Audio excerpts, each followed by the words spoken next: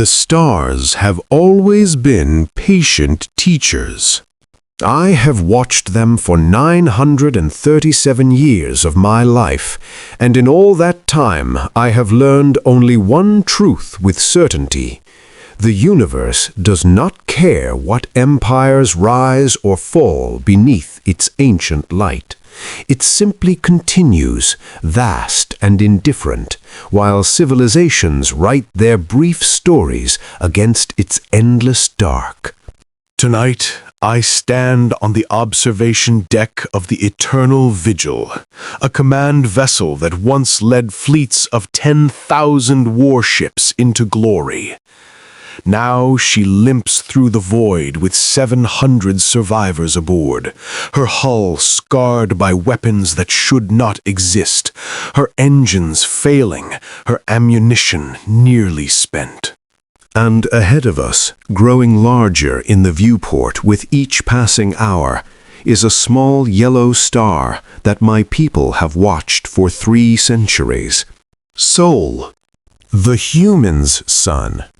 I remember when we first discovered them. I was barely 200 years old, young by Silurian standards, and I served as a junior tactical officer aboard a survey vessel mapping the outer regions of the galactic arm. Our sensors detected their radio signals first, primitive, scattered, beautiful in their chaos. Music, mathematics, declarations of war and peace. The electromagnetic noise of a species still learning to speak. We observed them for 17 standard years before the High Council made its decision. Humanity was dangerous.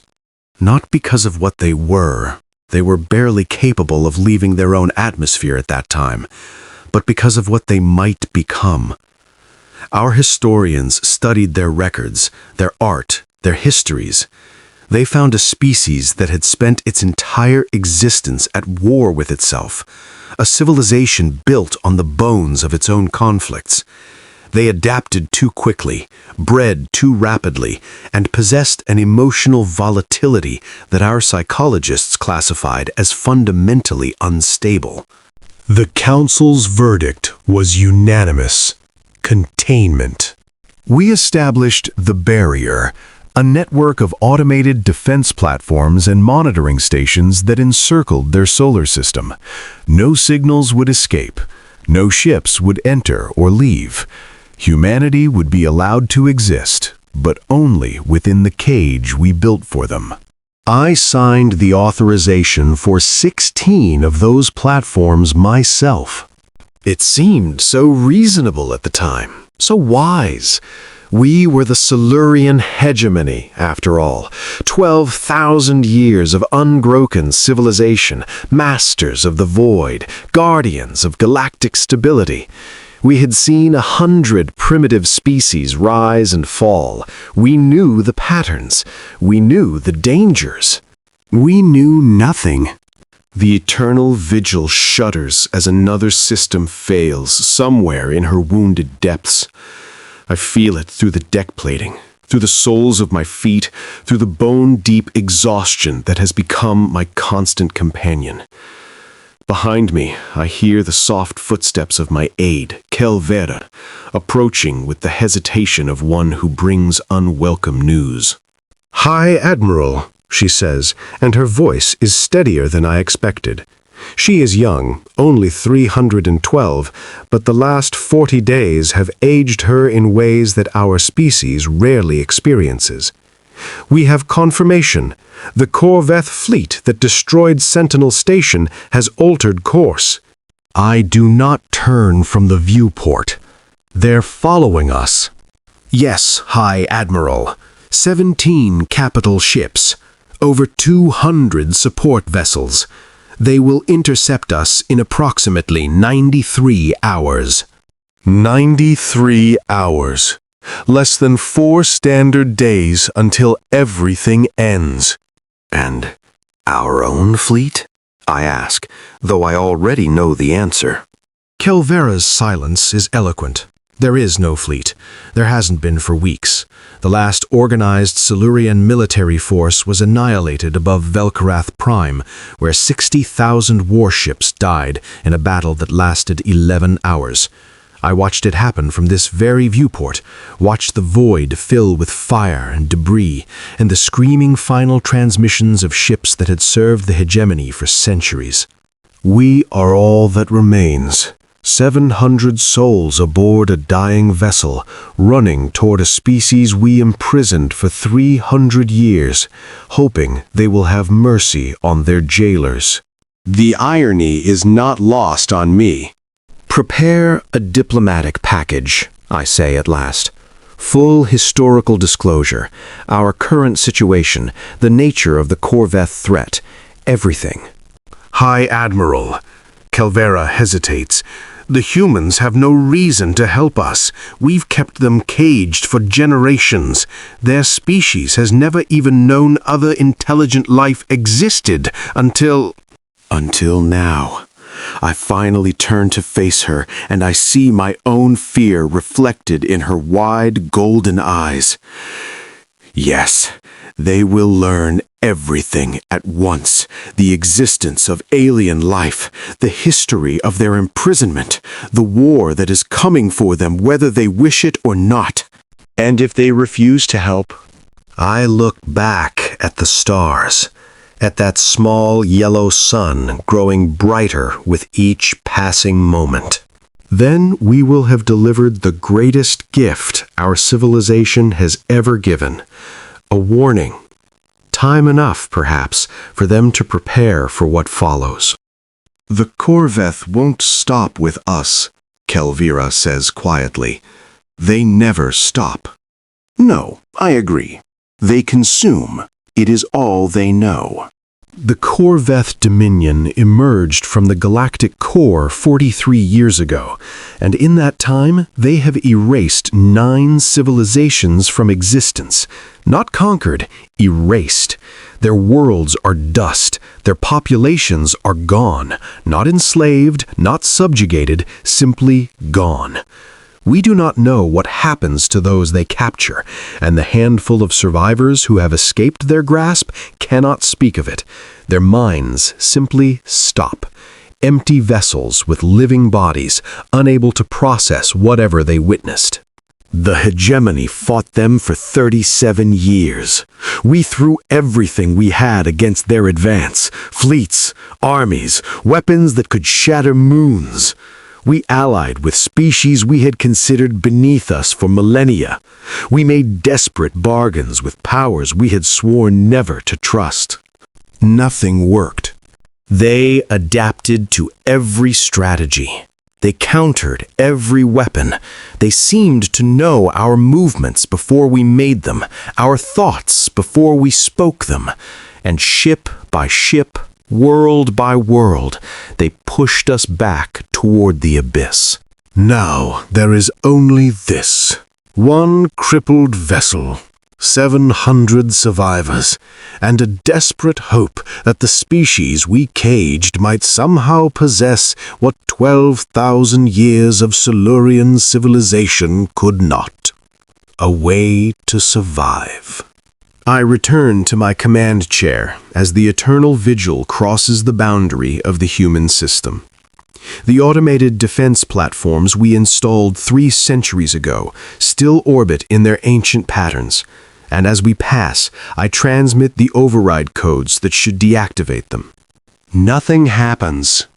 I transmit again, still nothing. "High Admiral," the sensor officer calls out, and his voice carries a strange note, not quite fear, but something close to wonder. "The platforms are not responding because they are not there." I rose from my chair, moving toward his station with the urgency of old instincts. "Explain." He gestures at his display, and I see what he sees. Empty space where 27 military-grade containment platforms should be orbiting. No debris, no energy signatures, no indication that they ever existed. "They've been removed," he says, "completely and cleanly. The gravitational data suggests they were moved, not destroyed. Someone relocated them. That's impossible. Those platforms were hardened against anything short of a stellar event. It would take a fleet of construction vessels decades to— High Admiral. Kelvira's voice cuts through my protests, and when I look at her, she is staring at her own display with an expression I cannot read. We're being hailed. The bridge falls silent. Every officer turns toward the main view screen, and I feel history pressing down upon us like a physical weight. 300 years of separation, 300 years of silence, and now, at the end of everything, first contact. Accept the transmission, I order, and I stand as straight as my old bones will allow. The screen flickers and a face appears. Human. I have studied their kind extensively, of course. We all have. But seeing one in real time, speaking across the void, it is different. Her features are soft, almost delicate by Silurian standards, but there is something in her eyes that makes me deeply uncomfortable. A steadiness, a patience, as if she has been waiting for this moment for a very long time. Silurian vessel, she says, and her voice is calm in a way that feels deliberate. This is Commander Sarah Chen of the United Earth Space Force. We have been expecting you. The words land like physical blows. Expecting us. Commander Chen, I respond, and I am proud that my voice does not waver. I am High Admiral Velketh Saurian of the Silurian hegemony. I come seeking— We know why you're here, High Admiral. She doesn't interrupt rudely. There is no aggression in her tone, but she speaks with the certainty of someone who possesses information she shouldn't have. We know about the Corvette. We know about the war. We know about the platforms you built around our system. She pauses, and I see the faintest trace of something. Not anger, but something older. Something more patient. We've known for quite some time. I feel my crew's eyes upon me, feel their confusion and fear. That is not possible. The barrier was designed to prevent any information from— The barrier was very sophisticated, Commander Chan agrees, for its time. We identified it 11 years after its construction. We've been observing you ever since. 11 years. They knew almost from the beginning. They watched us watch them, and they said nothing. They built nothing visible.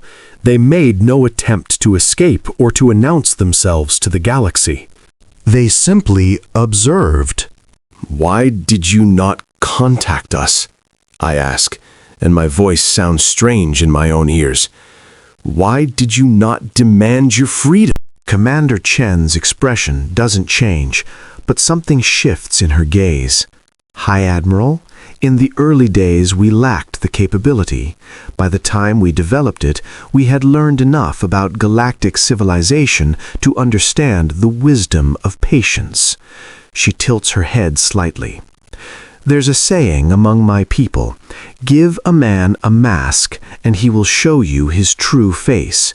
Your species built a cage around our world and left us to die in ignorance. What more did we need to know about how the galaxy worked? The words are not accusatory. That's what disturbs me most. They are spoken with the detachment of someone stating historical fact, as if our betrayal was simply one data point among many. You should be angry, I say before I can stop myself. Anger requires surprise, High Admiral. We had 3 centuries to process our situation. She leans forward slightly. What we are now is prepared. There is a weight to that final word that I do not fully understand, but I feel it settling into my bones like cold water. "We are requesting asylum," I say, returning to protocol because it is all I have left. My vessel carries 700 survivors of the Silurian hegemony. We are pursued by Corveth forces that will arrive in approximately 93 hours. We have nowhere else to go. Commander Chen nods slowly. Permission granted. You will be escorted to Station Prometheus for processing and medical evaluation. Do not deviate from the course you are about to be given. Escorted. I look at the sensor display, but I see nothing. By whom?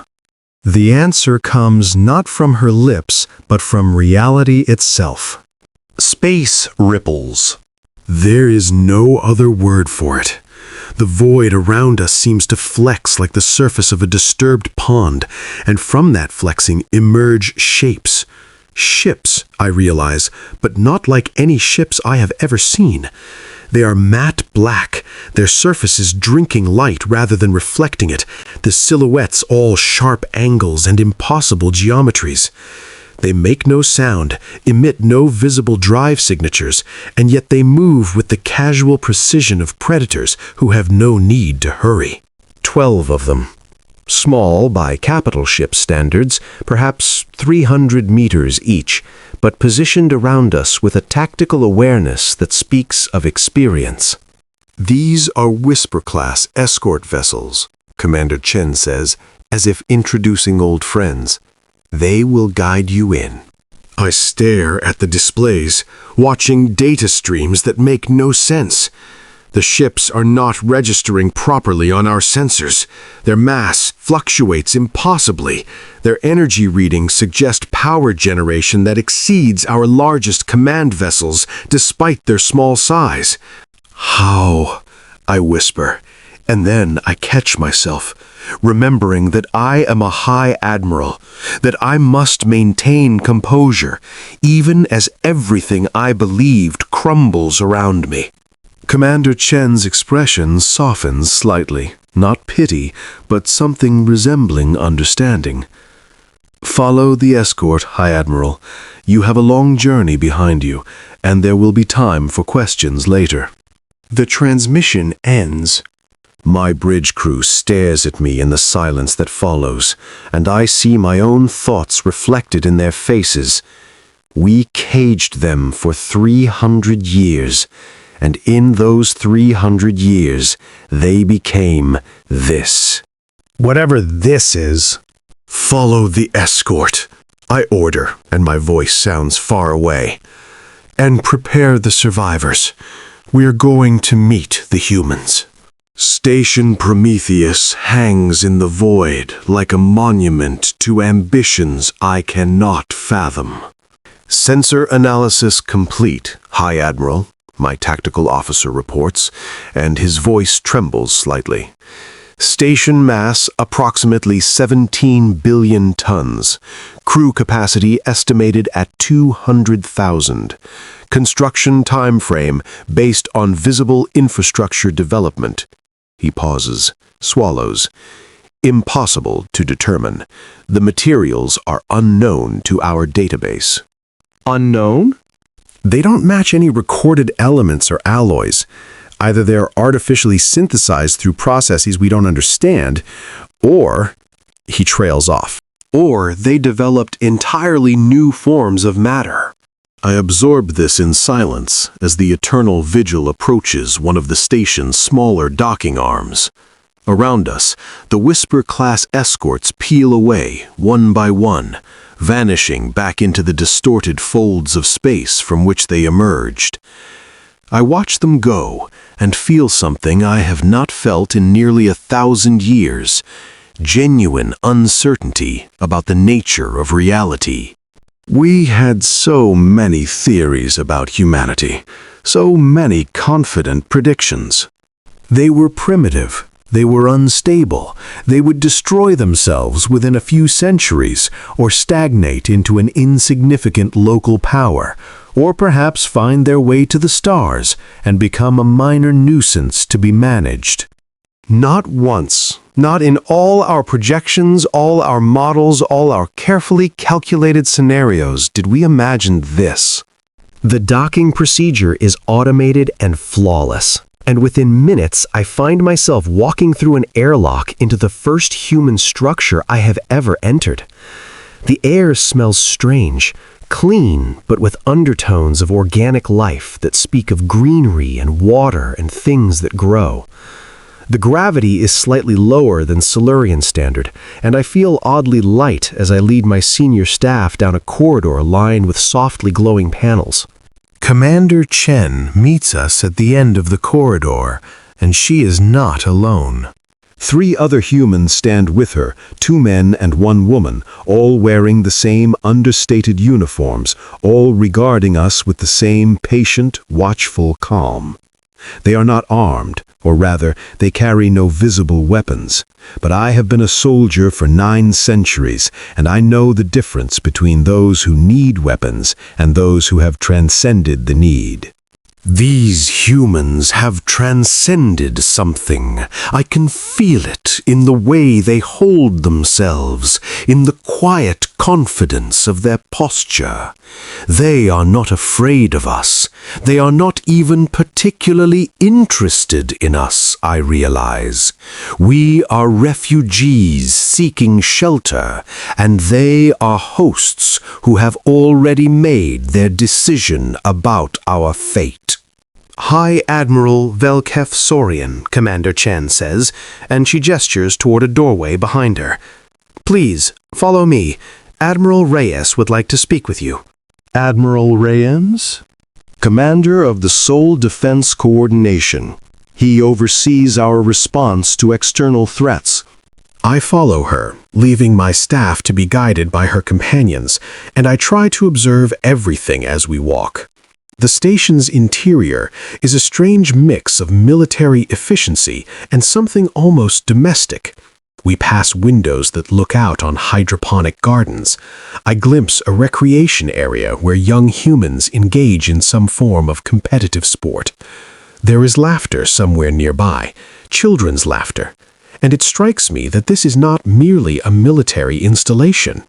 This is a home. They live here.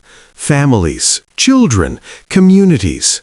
And yet the weapon systems I observed from outside could reduce a small moon to rubble. The contradiction disturbs me on a level I cannot articulate. Admiral Reyes is waiting in a conference room that could have been designed by Silurian architects, all clean lines and neutral colors, with a curved window looking out on the stars. He is older than Commander Chen, his hair gray at the temples, his face lined in ways that speak of long years and difficult decisions. When he rises to greet me, I notice that he moves with a slight limp, an old injury perhaps that he chose not to repair. I take the offered seat, and Commander Chen withdraws, leaving us alone. The silence stretches for a moment, and I realize that he is waiting for me to speak. "You know why I am here," I say at last. Yes. "You know what follows behind me. The Corvette Dominion, 17 capital ships, 237 support vessels. They will reach the outer boundary of this system in approximately 89 hours, unless they accelerate." The precision of his information disturbs me. How do you know that? We've been tracking them since they entered this arm of the galaxy. We've been tracking everyone. He folds his hands on the table, and his gaze meets mine without flinching. "High Admiral, I'm going to ask you something, and I want you to answer honestly. Not because I require honesty, I already know the answers, but because I want to understand how you see yourself." I wait. "When your people built the barrier around our system, what did you tell yourselves? What was the justification?" The question is unexpected, and for a moment I consider deflecting. but there is something in his eyes, something that suggests deflection would be both pointless and insulting. We told ourselves it was for the good of the galaxy, I admit. Your species was violent, unpredictable. You fought among yourselves constantly. We believed that if you were allowed to expand into the void, you would bring that violence with you. You would destabilize what we had spent millennia building. And was that true? I hesitate. We believed it was. That's not what I asked. The silence returns, heavier now. I feel the weight of 900 years pressing down on me, the weight of every decision I made in service to a civilization that no longer exists. No, I say at last. It was not true. We feared you because you were different, because you changed too quickly, because your chaos reminded us of things in ourselves that we had learned to suppress. I pause, and the truth comes harder now. We feared you because we were afraid of what you might become, and because we were too proud to admit that we did not know. Admiral Reyes nods slowly, and something in his expression shifts.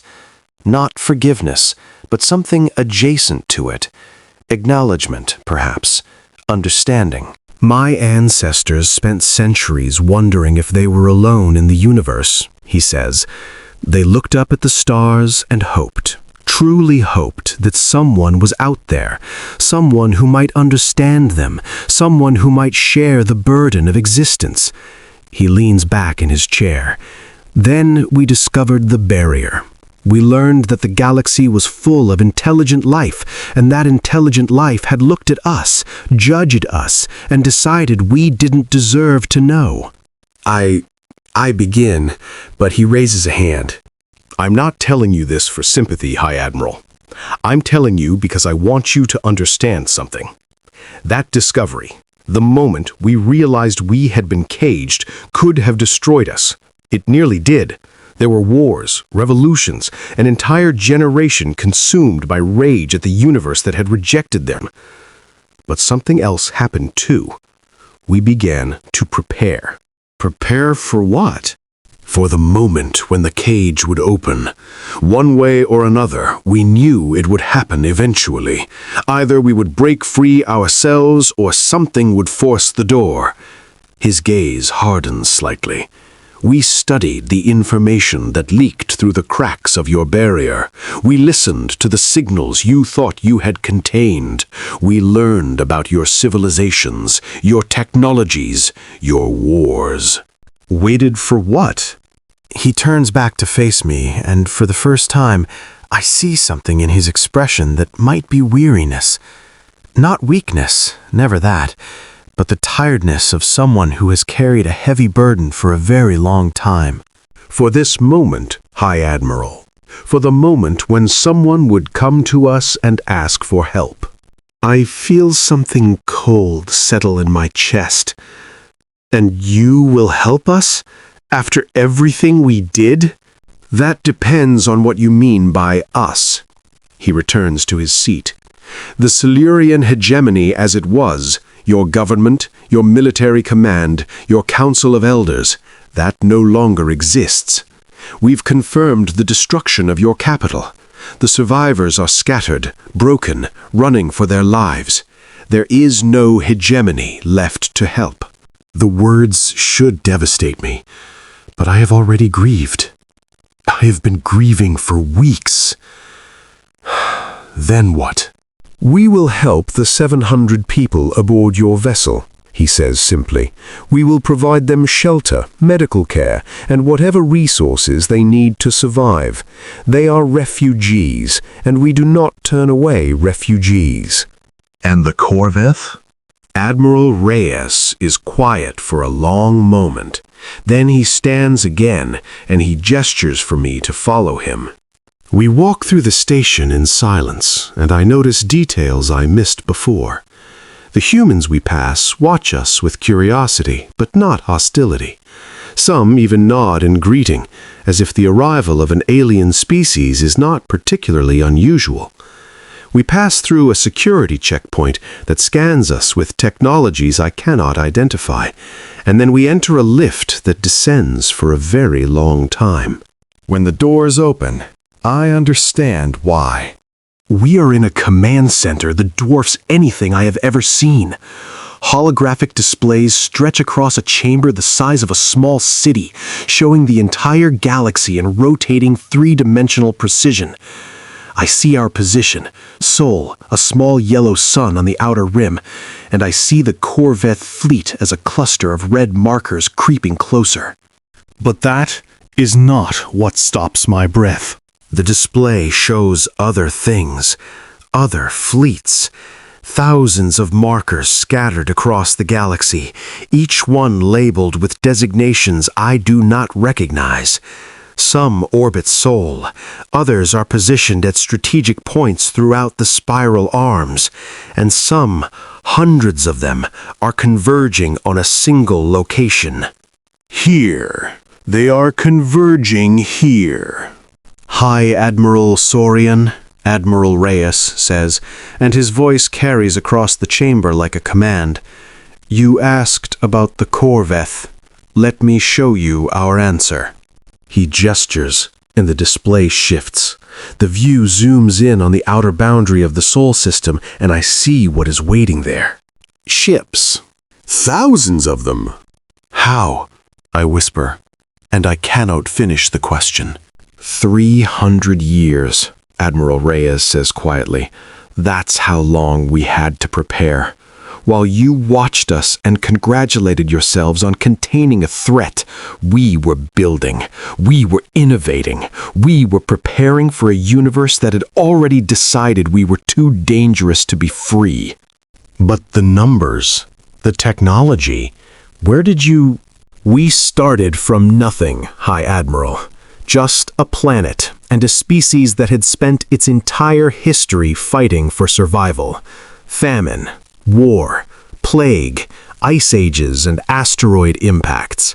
We nearly went extinct a dozen times before we even learned to write. He turns to face me, and there is something ancient in his eyes, something that should not exist in a species so young. But we survived. Every time we survived, and we learned that survival is not enough.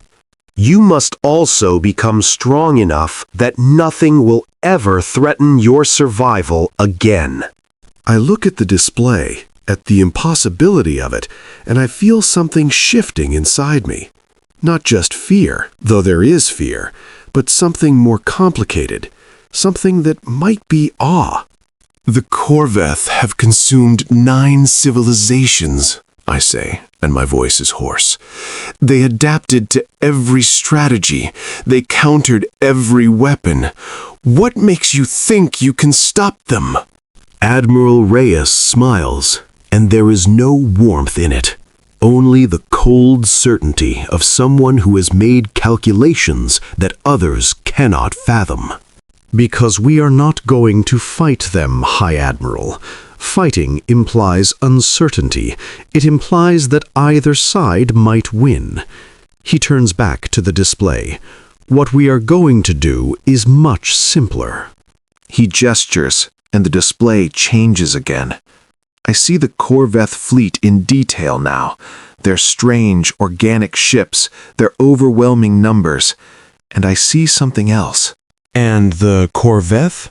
We've known about them for 31 years. We watched them destroy the Kelan Collective. We watched them consume the Vorath Confederation. We watched your hegemony throw everything it had against them and fail. He stands, moving toward the window, and I see his reflection against the stars. We watched, and we prepared, and we waited. The human ships are moving. Not toward the Corvette, but around them, spreading out in a pattern I do not immediately recognize. It is not an attack formation. It is not a defensive posture. It is something else entirely. The Corvette adapt to threats, Admiral Reyes continues. They counter weapons, strategies, technologies. They are, in many ways, the perfect military force. They have evolved to defeat any enemy that confronts them directly. Yes, I say, not understanding where he is leading. So we will not confront them. The display shifts one final time, and I see it. I see what the humans have planned, and my blood runs cold. They are not surrounding the Corveth fleet. They are surrounding the space the Corveth fleet will occupy. They have calculated the enemy's trajectory, predicted their movements, and positioned their forces not where the Corveth are, but where they will be. And at the center of that position, something is forming. Something that bends the light around it, that warps the very fabric of space. It is not a weapon I recognize. It is not a weapon at all. It is a door. We're going to move them, Admiral Reyes says. All of them. 17 capital ships, 237 support vessels, and every living thing aboard them. We're going to pick them up and put them somewhere else. Where? He is silent for a moment, and when he speaks, his voice is very quiet. Do you know what exists at the edge of the observable universe, High Admiral? Past the galaxies, past the stars, past the cosmic microwave background? There is a void so absolute that light itself cannot escape. No matter, no energy, nothing. The perfect prison for a species that cannot be killed. I stare at him. You're going to exile them? We're going to remove them from the equation, permanently and irrevocably. They will drift in absolute darkness until the heat death of the universe, and they will never threaten another living thing again. The scope of it, the sheer, unimaginable scope, threatens to overwhelm me. This is not a military victory. This is not a strategy. This is a species that has decided to simply erase its enemies from reality itself. How long have you been planning this? I ask. Since we first learned about the Corveth, 31 years of preparation for this single moment. 31 years of building the infrastructure necessary to move that much mass across that much distance instantaneously. He pauses. We hoped we would never have to use it. We hoped someone would find a way to defeat them conventionally, but hope is not a strategy, and we do not leave our survival to chance. I sink into a chair that someone has positioned behind me, thoughtful, I realize, as if they anticipated my need, and I try to process everything I have learned.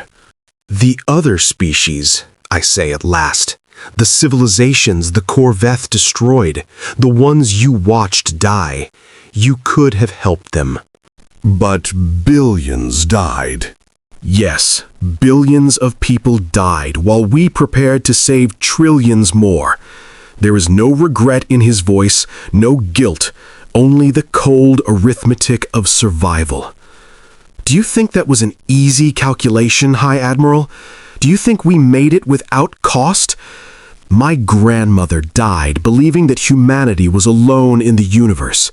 My father died believing that we were caged forever. I have carried this burden for 43 years, knowing that help was possible, but not yet feasible, watching civilizations burn while we built the tools to stop the burning. He steps closer, and I see the weight of decades in his eyes. We are not saviors, High Admiral. We are not heroes. We are a species that refused to die, and we have done terrible mathematics to ensure our survival. I think of my own people. I think of the decisions we made, the cage we built, the civilizations we manipulated, the balance of power we maintained through fear and coercion. We told ourselves it was for the greater good. We told ourselves it was necessary. Perhaps it was. Perhaps all empires tell themselves the same lies. What happens after, I ask, after the Corvath are gone?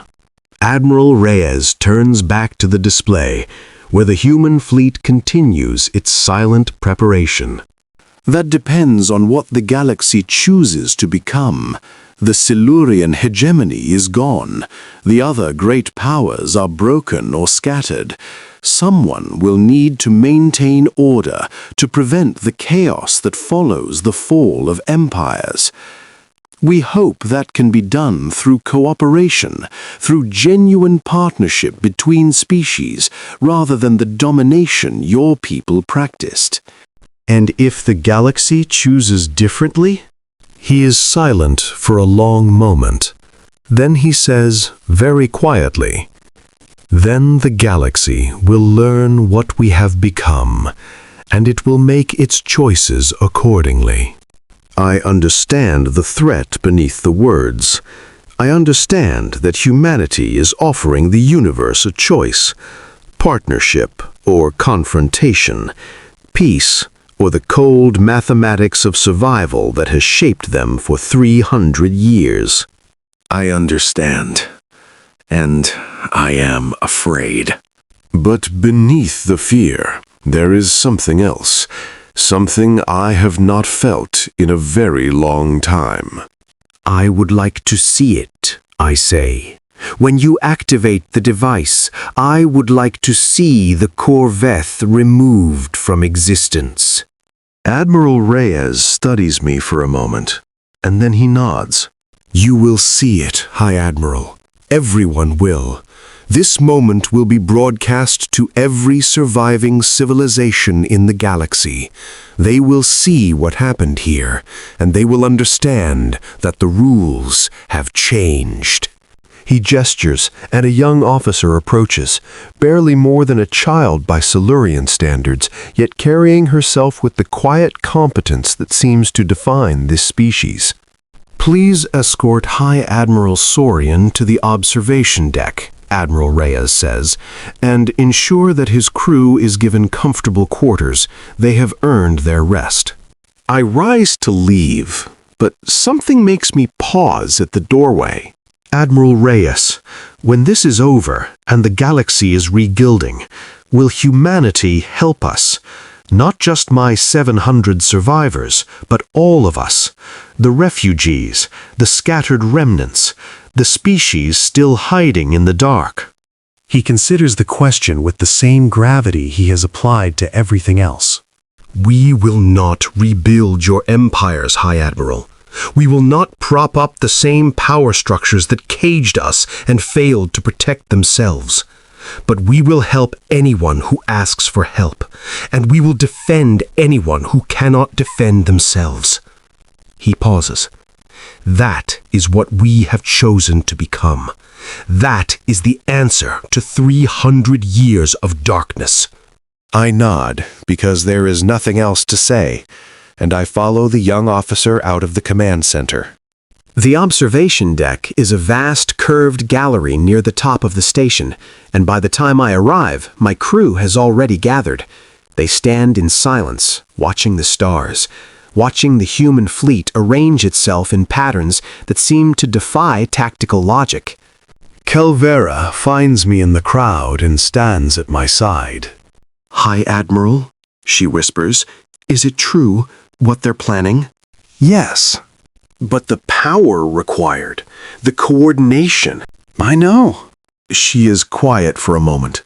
Then she says, very softly, we were wrong about them. Yes. Not just tactically, not just strategically. We were wrong about what they are, about what any species can become. I look at her, and I see understanding dawning in her eyes. The same understanding that has been growing in me since I first stepped aboard this station. We thought we were the elders of the galaxy, I say, the wise ones, the experienced ones. We looked at humanity and saw children, dangerous children perhaps, but children nonetheless. We never considered that our age might be a weakness rather than a strength. A weakness? I gesture toward the viewport, toward the human fleet that continues to grow. They have been fighting for survival since the first moment of their existence. Every generation something tried to destroy them. Disease, disaster, their own worst impulses. And every generation they adapted, they innovated, they found new ways to survive that their ancestors could not have imagined. We caged them, and they used the cage to grow stronger. They studied us through the bars. They learned our technologies and improved upon them. They watched our failures and determined never to repeat them. I pause. They are what we should have been, what we forgot how to be. A murmur runs through the crowd, and I look up to see the display screens coming to life. Human broadcasts translated into Silurian script, announcing what is about to happen in clinical, matter-of-fact terms. Attention all personnel and guests. The Sol Defense Coordination is initiating Operation Horizon. Evacuation of non-essential sectors is now complete. Displacement field activation will commence in 30 minutes. Please remain in designated observation areas until further notice. 30 minutes. I find myself wondering what the Corvette will think when they realize what has happened. Will they understand? Will they feel fear for the first time in their long and terrible existence?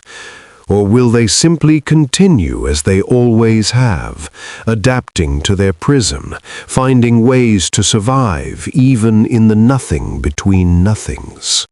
I do not know. I do not think anyone knows. But I know this. Humanity has just demonstrated that there are fates worse than death, and that they are willing to inflict them on any who threaten their existence. The galaxy will never be the same.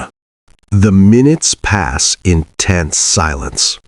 I watch the display screens track the Corvette fleet as it continues its inexorable advance, unaware of what awaits. Their ships are beautiful in a terrible way. Organic curves and flowing lines, as if grown rather than built. They have consumed so many worlds, so many species, so many civilizations that existed before my own people learned to walk upright. And now they are about to encounter something they cannot adapt to, something they cannot consume. An ending. Hi, Admiral. Commander Chen's voice emerges from somewhere nearby, and I turn to find her standing a few paces away. She is not watching the display. She is watching me. How are you holding up? The question surprises me. I have watched my civilization die. I have fled across the galaxy with the last survivors of my people. I am standing aboard a station built by a species we imprisoned for 3 centuries, watching them prepare to do what we could not. I pause. I am still processing. She nods, and there is something like sympathy in her expression. It's a lot to take in. You seem remarkably calm. This is what we've been preparing for. Not specifically this moment, but moments like it. The chance to finally stop hiding. To finally act. She pauses. There's a kind of relief in it, honestly. We spent so long building, planning, waiting. Now, at last, we can use what we've built. And after? When this is over? Then we rebuild, all of us. Humanity, the Silurians, every species that wants to be part of something better than what came before. She meets my gaze. That's the future we're fighting for, High Admiral. Not just survival, though survival comes first, but something more, something worthy of all the suffering it took to get here. Before I can respond, the display screens flash with urgent notifications. Displacement field activation commencing. All personnel brace for spatial distortion. I feel it before I see it, a pressure in my chest, a ringing in my ears, as if reality itself is being stretched and compressed. The stars outside the viewport seem to flicker, and then I see it. Light.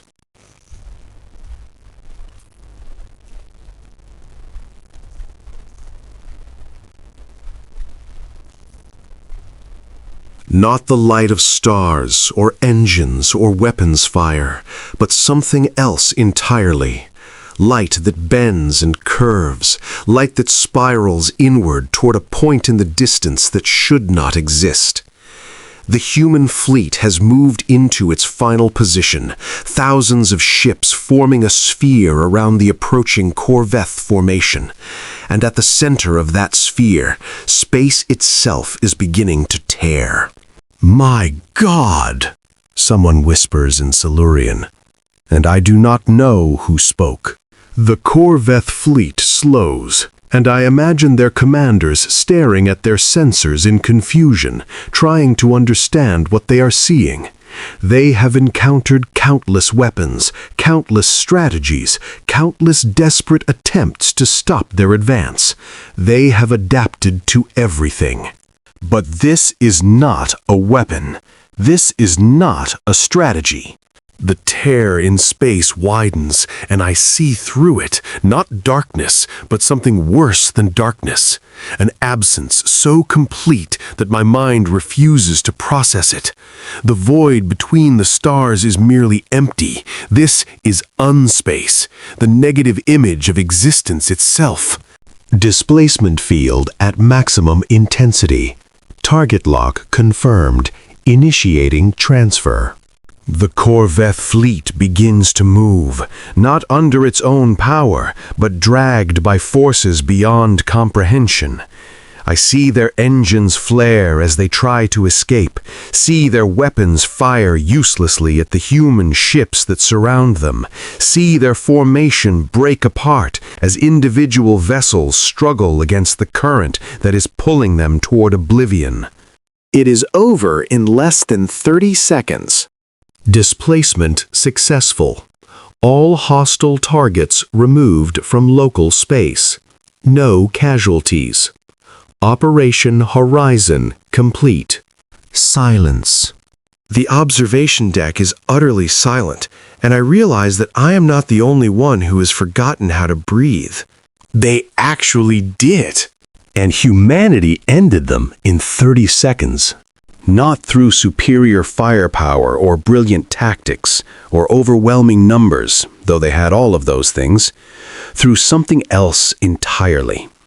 Through patience, through preparation, through the cold, relentless certainty of a species that had decided it would survive, no matter what that required. I feel Calvera's hand on my arm, steadying me, and I realize that I am shaking. "High Admiral," she says softly, "are you all right?" I look at her, and I try to find words for what I am feeling. Fear? Yes. Awe? Certainly. But there is something else, something I did not expect. Relief. We are safe. For the first time in 37 years, my people are safe. Not because we protected ourselves, we failed at that completely, but because someone else protected us. Someone we wronged, someone we imprisoned, someone we dismissed as dangerous and unstable and not worthy of the stars. They saved us anyway. I begin and my voice breaks. I clear my throat and try again. I am grateful, Calvera, more grateful than I know how to express. She is quiet for a moment. Then she says, "The humans have a saying, Commander Chen told me, the best time to plant a tree is 20 years ago. The second best time is now. I look at her, not understanding. They could have held our crimes against us. They could have left us to die, the way we left them to rot inside their cage. But they didn't. They chose to help, even knowing what we did, even knowing we don't deserve it. She pauses. I think that is what makes them different. Not their technology or their weapons or their numbers, their choice. I think about this for a long moment, and I realize that she is right. The Corveth consumed because consumption was their nature. We caged humanity because fear was ours. But humanity chose, deliberately, consciously chose to be something better than the universe had given them reason to be. That is what we missed all those centuries ago. That is what we failed to understand. It is not about what a species is. It is about what a species chooses to become. 3 days later, I stand in a garden. It is not a large garden, just a small enclosed space near the residential section of Station Prometheus, but it is alive in a way that I have not experienced in a very long time. Plants from Earth grow here, strange and beautiful, their leaves catching the artificial sunlight that streams through the dome above. The air smells of soil and water and growing things, and I find myself breathing deeply, trying to commit this moment to memory. The war is over. The Corveth are gone, and humanity has begun reaching out to the scattered remnants of galactic civilization, offering help, offering resources, offering something that the galaxy has not known for a very long time. Hope. Admiral Reyes joins me in the garden, and for a long moment we simply stand together in silence, watching the plants grow. "You're leaving soon," he says at last. "Taking your people to the refugee camp on Kepler 442b. Yes, your transport vessels are very efficient. We had 300 years to work on them. There was a faint smile in his voice, though his face remained serious. High Admiral, may I call you Velketh? You may. Velketh, then. He turns to face me. I have a question that I've been wanting to ask, but I didn't want to ask it while you were still processing everything. Ask. There were concerns raised, I admit. Some of the junior council members, mostly scientists, argued that we were being too hasty, that we should study humanity more closely before taking permanent action, that perhaps our fears were exaggerated. What happened to them? They were overruled. The majority felt that caution was wisdom, and that the risk of inaction outweighed the cost of action. I pause. I voted with the majority. Reyes nods slowly, and I cannot read his expression. That's what I suspected. It's usually how these things go. A few voices of dissent, drowned out by the weight of institutional certainty. He looks out at the garden. We found records of that debate, you know, in the signals that leaked through your barrier. We know who voted which way. I feel a cold knot form in my chest. And nothing. It's history now. What matters is what happens next. He turns back to me. You asked a few days ago whether humanity would help rebuild the galaxy. The answer is yes, but not in the way you might expect. What do you mean? We're not going to lead, Velketh. We're not going to establish some new hegemony with humanity at its center. We spent 3 centuries watching how empires operate, and we didn't like what we saw. He gestures at the garden around us. What we're going to do is plant seeds, provide resources, offer assistance when it's requested, and then step back and let the galaxy figure out what it wants to become. That seems risky. It is. There will be chaos. There will be conflicts. Species that have been oppressed will seek revenge against their oppressors. Old rivalries will flare up. It will be messy and painful and probably very bloody in places. He pauses. But it will also be real. It will be chosen, not imposed. And in the end, whatever emerges will be stronger for having earned its existence. I think about this. About a galaxy without a single dominant power, without the careful, managed balance that my people maintained for so long. It is a frightening prospect. But it is also, I realize, a more honest one. There is something I need to tell you, I say, and the words come slowly, dragged up from a place I have kept locked for a very long time, something I have not told anyone. Reyes waits, patient as always. Before the barrier was constructed, there was a final vote. The council met to confirm the decision, to make it official, and I close my eyes and I feel the weight of centuries pressing down on me. I was the one who cast the deciding vote. Without my support, the motion would have failed. The barrier would never have been built. Silence. I open my eyes, expecting to see anger or contempt or cold judgment in Rhea's expression. Instead, I see only that same patient understanding that seems to define this species. I know, he says quietly. You know? We have very detailed records, Velketh. We know everyone who was involved and what role they played. He pauses. We've known for over a century. And yet you helped us. You saved my people. You saved me. Yes. Why? He is quiet for a long moment, looking out at the garden with an expression I cannot read. When he speaks, his voice is very soft. Because vengeance is a trap. It feels righteous, but it only perpetuates the cycle.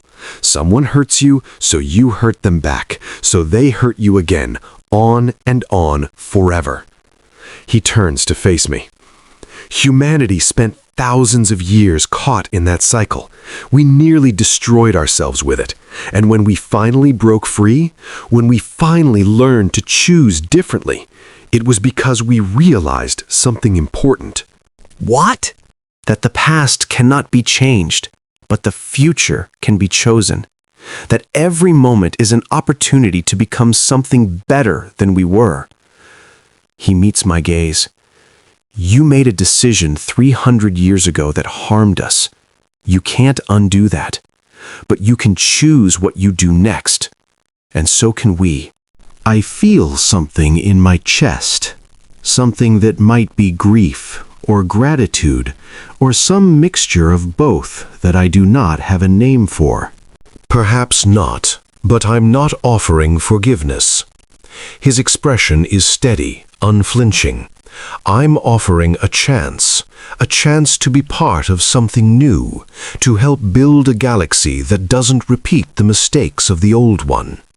He extends his hand, a human gesture, I have learned, signifying agreement or partnership.